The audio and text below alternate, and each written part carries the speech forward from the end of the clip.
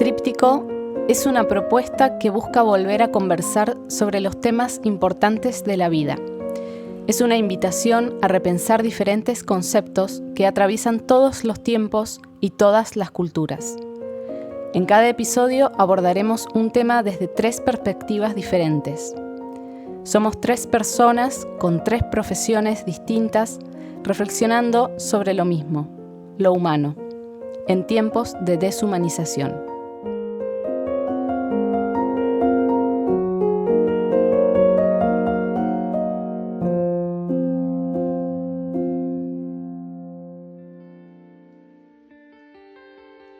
Episodio número 10. La violencia.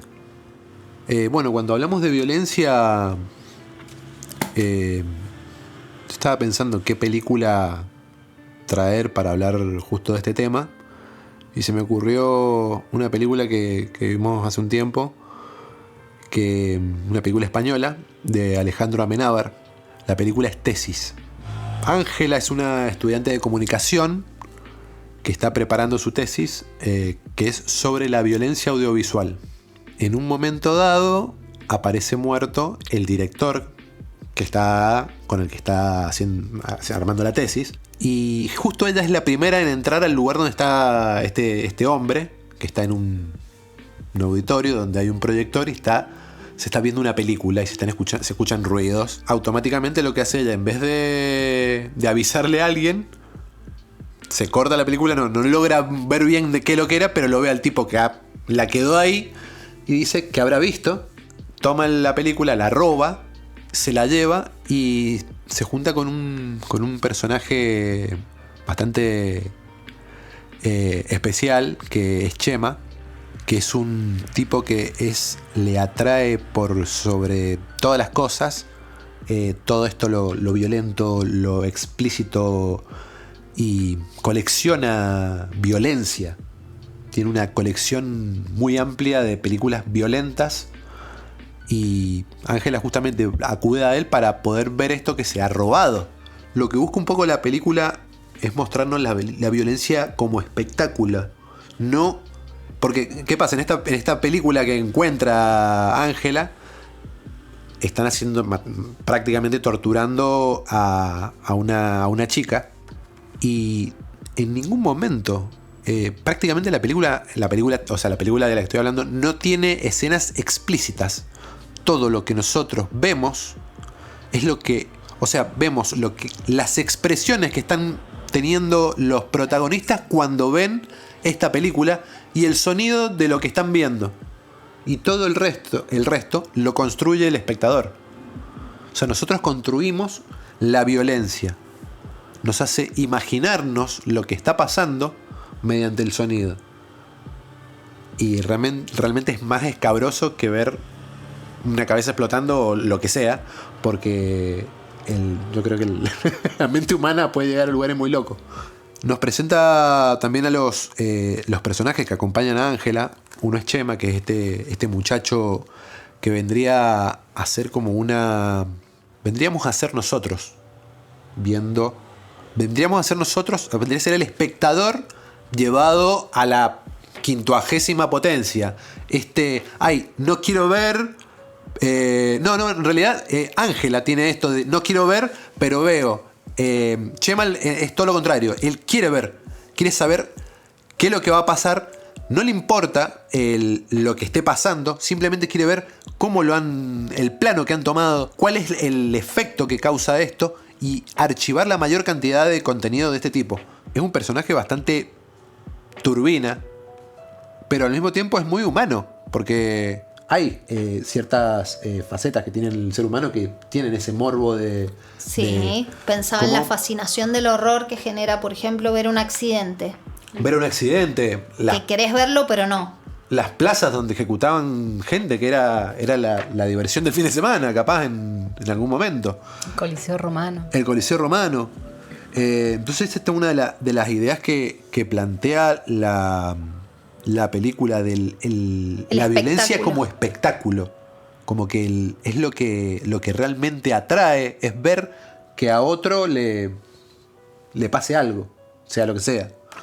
El otro personaje que aparece más adelante en la película es Bosco, que es un tipo educado, carismático, atractivo, y es como que todo lo contrario al que nombré antes, a Chema, pero tiene su perversión. Bueno, ya imaginarán cómo sigue la película.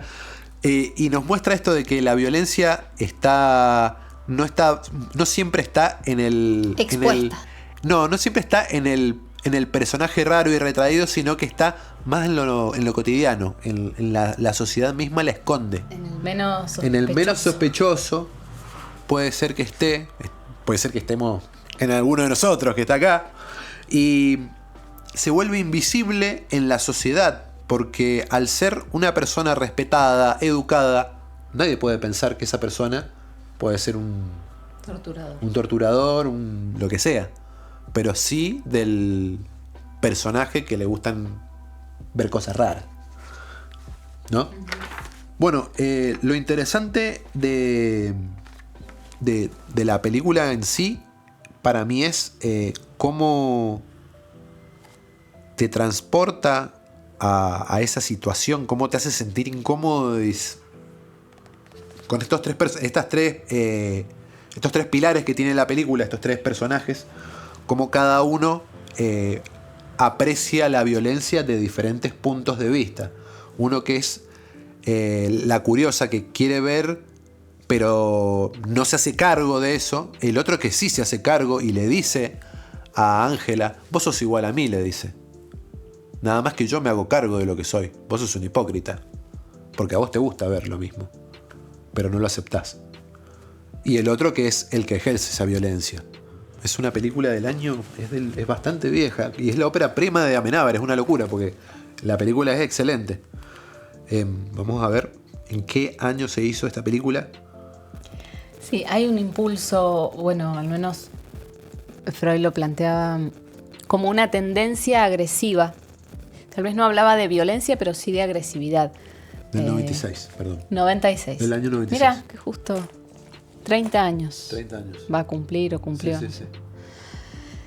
Y sigue vigente. Sí. Sí, es muy buena. Decía que Freud planteaba como un impulso agresivo. Hay varias referencias. Una es posible, es la de, o sea, en un texto donde menciona esto, es El malestar en la cultura, que es un texto que yo he mencionado en otros episodios. O en un episodio, no sé si en varios, pero sí en el de la felicidad, lo he comentado. Y también habla de esta rivalidad y agresividad que hay entre los seres humanos, también, ¿no? Como un rasgo propio, un rasgo que como decimos, estructural. De la supervivencia también, en términos darwinianos. Sí, de todas maneras, más allá de porque en la supervivencia uno podría decir, bueno, el rival por el... Es él o yo. Claro, y por no sé, por un recurso, por ejemplo, por un territorio. Pero ¿qué pasa con la rivalidad con el semejante? Hay otro texto donde él habla un poco también de esto, que es Psicología de las masas y análisis del yo, donde trata también el tema, acuña el término que después se ha nombrado mucho, que es el narcisismo de las pequeñas diferencias. Y es que si tenemos que luchar contra, no sé, otro país, por ejemplo, otro ejército, otro grupo, que es para disputarnos el territorio, bueno, nos juntamos todos, somos aliados, qué sé yo, y combatimos. Después tenemos que organizarnos, yo quiero hacer tal cosa, vos querés hacer tal otra. Ya ahí otra vez un punto de rivalidad. Capaz que es una diferencia mínima la que tenemos. Vos querés hacerlo de forma cuadrada y yo de forma redonda. Y ahí, o sea, en una instancia fuimos aliados semejantes, estábamos en la misma, pero ya tenemos una mínima diferencia y ya ahí podemos rivalizar. Y es algo notorio lo que él plantea, trae a colación, esto tal vez es muy occidental, seguramente, porque bueno, eso es algo que marca también. Trae este mandamiento, mejor dicho, católico de amarás al prójimo. Dice, ¿por qué existe ese mandamiento? Y no será porque nos nace naturalmente amar al prójimo. Si tenemos que ponerlo como mandamiento, es justamente para mitigar un impulso agresivo hacia el otro. Hobbes. ¿Qué decía Hobbes? El hombre que se lastra al hombre. Uh-huh. Sí, está esto del hombre es el lobo del hombre también. Así era. Digo, hay una tendencia hostil en los seres humanos. Bueno, en el episodio anterior que hablamos del complejo de Edipo y de las identificaciones y demás, está esta tendencia amorosa hacia uno de los miembros y la tendencia hostil al otro. ¿Por qué? Porque se considera un rival. La rivalidad es más hacia lo semejante, aunque nos parezca una contradicción. La rivalidad o la agresividad está más hacia lo semejante que hacia el distinto, podríamos decir, o hacia alguien con quien creemos que tenemos grandes diferencias. Porque justamente por ahí pasa por una cuestión de competencia o de querer tal vez lo mismo. Y después, eso vuelvo a decir, podríamos pensarlo como lo más estructural, así como en su momento en el episodio 3. De paso pasó el chivo de un episodio anterior. ¿Que no lo viste? ¿No lo escuchaste? En el episodio 3 que hablamos de los celos como algo estructural, es decir, como algo propio del ser humano, inevitable y parte nuestra. Bueno, la agresividad o la hostilidad también lo es, pero digo, para tomar como ejemplo a Ana, digo, hay una tendencia, a lo mejor Ángela. Ana es el nombre de la actriz, me parece. El ejemplo de Ángela, que ella se relaciona con esto, pero así de manera un poco periférica, ¿no? Como ella lo estudia. Como la excusa también. Claro. No, yo es por curioso que hago esto, no porque lo hago porque quiere me estudiar guste. el fenómeno. Claro. Pero bueno, sí. mira qué fenómeno, es como, qué sé yo. Bueno, no importa. Hay una vinculación con eso, digamos, uno tiene siempre en alguna acción, en alguna medida, digamos, o en alguna situación, tenemos podemos encontrar una tendencia agresiva. Digo, por más que conozcamos a personas que decís, unas personas que incapaces de matar una mosca, como se dice, ¿no? Seguramente hay una tendencia agresiva, el punto es hacia dónde está dirigida.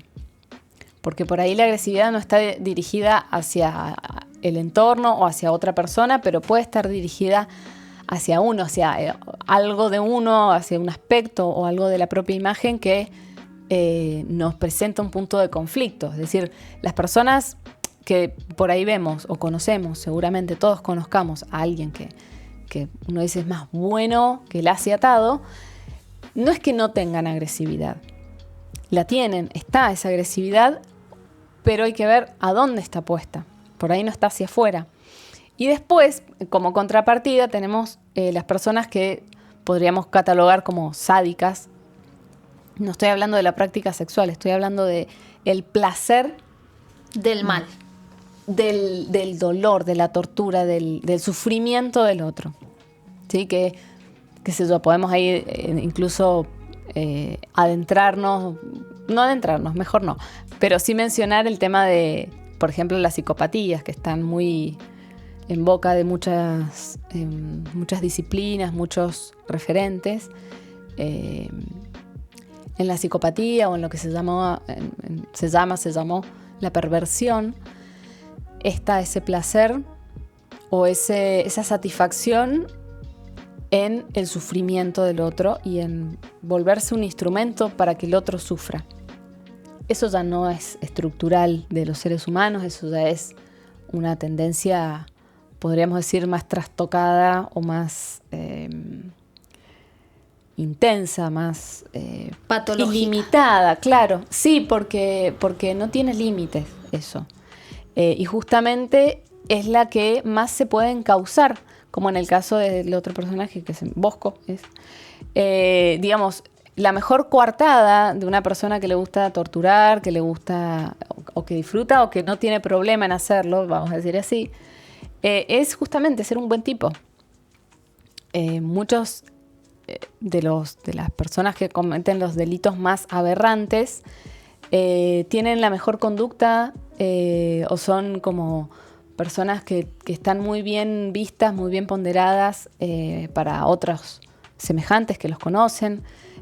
Se me venía a la cabeza el ejemplo de Arquímedes Puccio, que todos los vecinos decían que era un muy buen vecino, que siempre limpiaba, o sea, lo tenían en un lugar sumamente enaltecido, o al menos bien ponderado, como se dice, y el tipo secuestraba y torturaba a gente, o sea, a un nivel muy espantoso.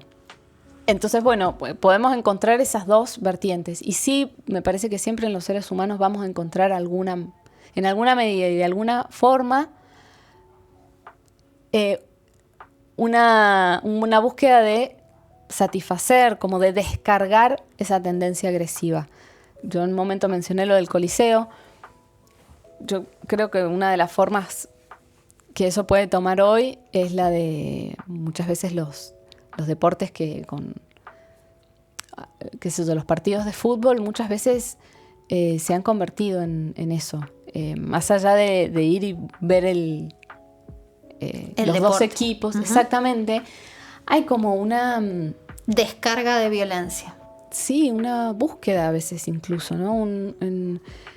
Bueno, en los boliches también es algo que pasa, más allá de todos los condicionantes que podamos meterle a eso, que no se descartan, digo, están también las sustancias y demás metidas, pero hay quienes también en eso se encuentran como una satisfacción en eso. Es una de las posibilidades. Sí, claro. Sí. Los griegos clásicos, por ejemplo, tenían palabras diferentes para definir las dimensiones de la violencia. Está la violencia individual y la violencia colectiva. Y está la violencia legítima y la ilegítima. La violencia legítima tiene que ver con esto que nos explica Max Weber y que nos explica Hobbes, de cómo el Estado va a ejercer el monopolio de la violencia física, cómo cada individuo al querer vivir en sociedad le cede al Estado esa potestad de poder ser violento para garantizar un orden, ¿no? Que es lo que también Durkheim conceptualiza como violencia funcional, aquella que sirve para el orden social, que es otra dimensión de la violencia, ¿no? Pero en esto que estamos hablando de la violencia en el plano individual, pensaba en una autora estadounidense que escribió un libro que se llama Vida Precaria, que es Judith Butler, y ella explica que la violencia en el ser humano aparece cuando el hombre niega la dimensión vulnerable que tiene todo ser humano, como que el hombre es vulnerable por naturaleza, y cuando uno no acepta esa vulnerabilidad del otro como una condición humana normal, la sobrepasa, se aprovecha de esa vulnerabilidad de tres formas o en 3 grados de violencia diferentes. Primero, la estigmatización, que es como un menor grado de decir, bueno, todos son así, o tal grupo humano o raza es así. Después, la invisibilización, y como el grado más perverso o más violento, la deshumanización, que es lo que hemos visto con frecuencia cuando se estudia el nazismo, como el otro, para ejercer violencia sobre el otro se necesita pensar que el otro no es humano. La deshumanización como justificación de la violencia. Y pensaba que en la violencia individual es necesario, más allá de que estamos teorizando sobre eso, es necesario que exista un componente de irracionalidad. Cuando yo no logro de una forma racional o cognitiva crear un consenso o respetar el disenso, aparece la violencia como forma de imponerme al otro. Entonces, en ese sentido es una parte muy primitiva de nosotros, volviendo a lo que decías de que es una condición básica del humano, ¿no? Y dentro de otros tipos de violencia también nos podemos acercar a lo que nos cuenta Enrique Dussel, que es, no sé si lo conocen. Sí, o sea, de nombre. Él nació en La Paz, Mendoza, hizo la mayor parte de su carrera en México y es uno de los últimos teóricos más importantes de América del Sur que nos está transmitiendo la idea de que el sur global, es decir, de Sudamérica y también incluyendo el continente africano, por supuesto, y la zona del Oriente, o sea, todo lo que es el sur global sigue sometido a la violencia. Sigue sometido a la violencia colonial, desde el punto de vista epistemológico, porque las teorías y los adelantos científicos y las innovaciones, si no son de Europa o no son del norte global, no tienen asidero, no son consideradas ni legitimadas desde el punto de vista de la ciencia, desde el punto de vista de la violencia física, por la esclavitud, por la explotación, también desde el punto de vista económico, porque desde la División Internacional del Trabajo el mundo está dividido entre proveedores de materias primas sin ninguna visión de desarrollo, que no sea proveer a los polos industriales que siempre están en el norte. La violencia cultural, que nos pone nombres, nos impone nombres como la categoría de hispanos, que no sé a qué se refiere, o sea, no la comparto, me parece que engloba demasiado y que suprime demasiado nuestra diversidad cultural y que a la vez borra nuestra cultura ancestral, nuestra cultura precolombina, claro. Y esta violencia es simbólica de ser los inferiores, los atrasados, los incivilizados, que todo eso se ve muy claramente en la conquista, pero que perdura hasta nuestros días. Eso es lo que expone Dussel, ¿no? Esa violencia a la que seguimos sometidos, dice, como una violencia estructural, como plantea el marxismo. Él tiene un enfoque marxista, ¿no? El marxismo también hace una diferencia entre las distintas violencias, en el sentido que la violencia estructural es la que hace que el capitalismo funcione como forma de explotación del trabajo, y que no existiría el progreso capitalista sin la esclavitud y sin estas formas de trabajo precario a las que tenemos acceso. Y a eso lo nombra violencia estructural, ¿no? Lo que hace que todo permanezca. A la vez hay otro tipo de violencia, que es la reaccionaria, que es la del grupo dominante sobre el dominado para que nada cambie. Y por último, la violencia revolucionaria, que está destinada a vencer este sistema o a romper esta estructura.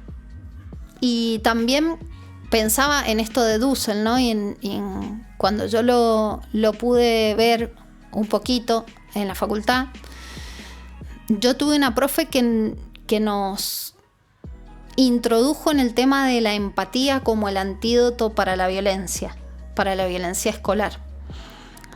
Y nos hizo estudiar mucho el tema de la violencia en el aula como una forma de violencia colectiva, ya desde lo más pequeño, ¿no? Ya dejando de hablar del mundo y de las superestructuras y concentrándonos en la violencia cotidiana que normalizamos.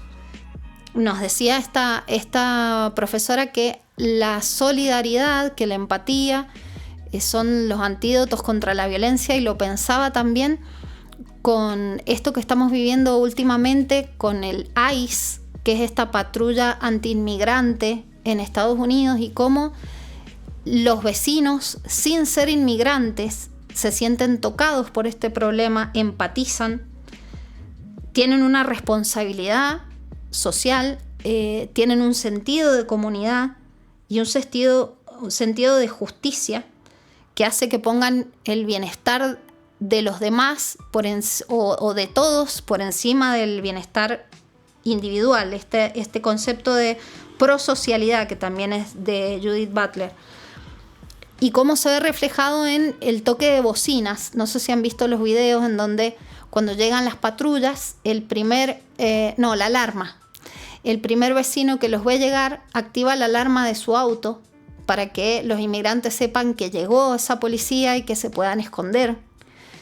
Me parece muy fuerte ese sonido de las alarmas de los autos sonando, de los vecinos. Por otro lado, hay que decir también que el ICE, esta policía está mayoritariamente actuando en los estados donde Trump no ganó. Entonces, no es solamente una...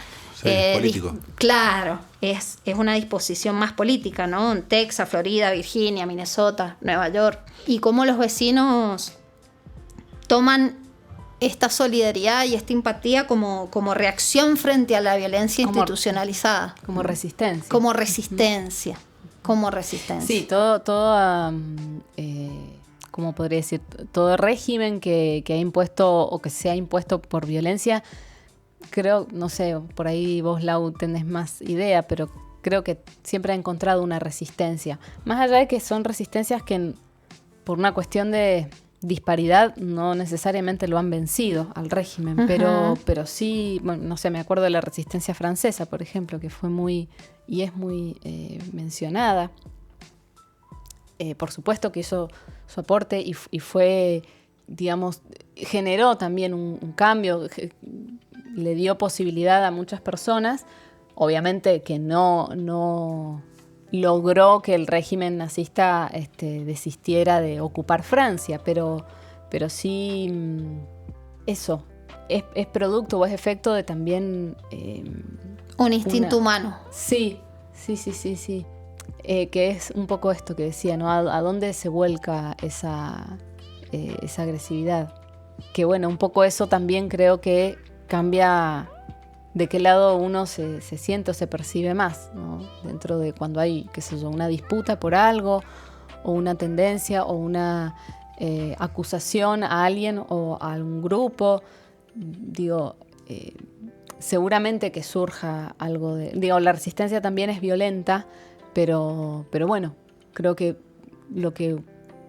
donde uno se siente más parte o se siente justamente identificado es a qué grupo va a pertenecer o va a apoyar o con cuál va a simpatizar.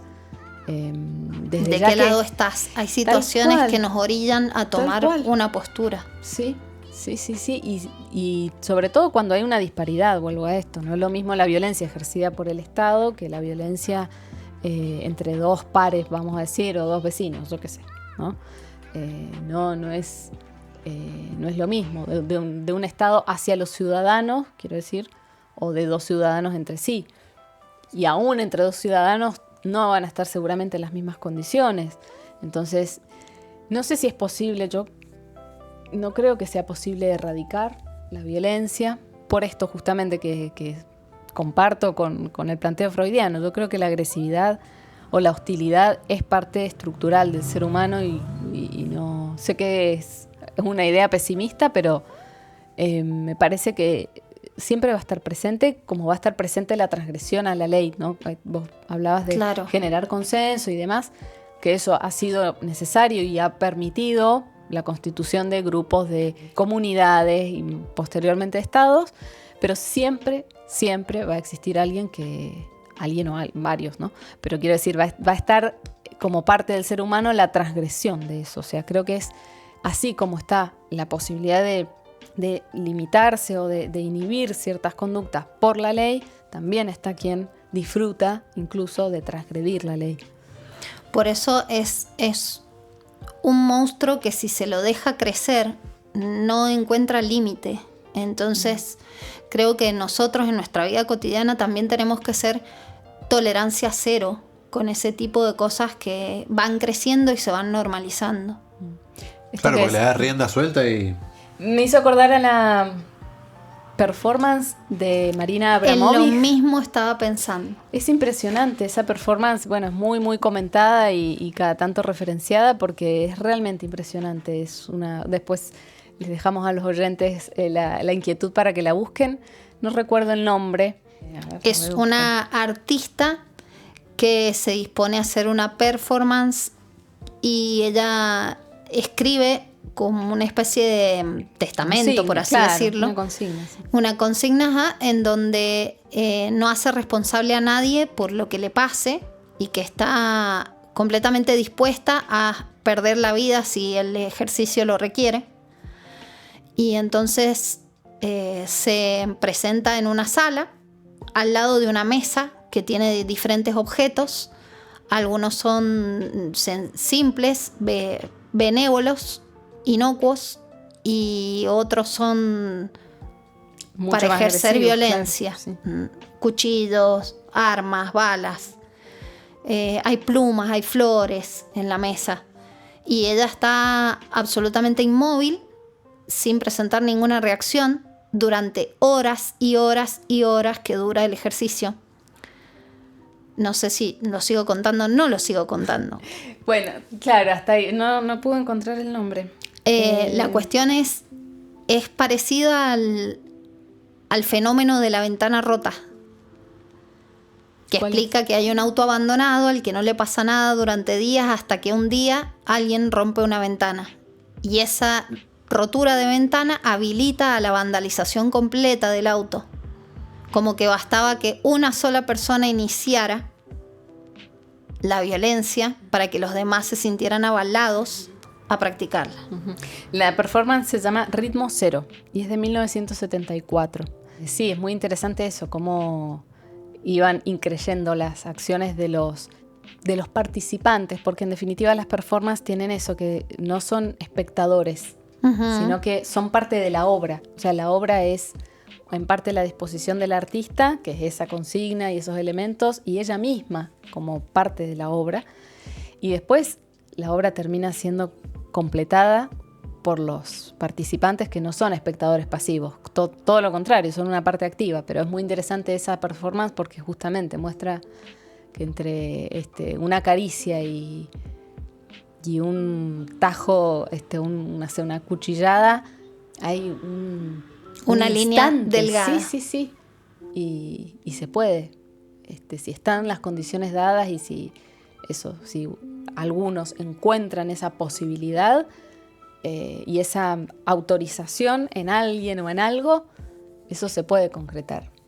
Bueno, para terminar, vamos a cerrar con una frase de Hannah Arendt que dice: la triste realidad es que en su mayor parte el mal lo causa la gente que nunca toma la decisión de ser buena o mala.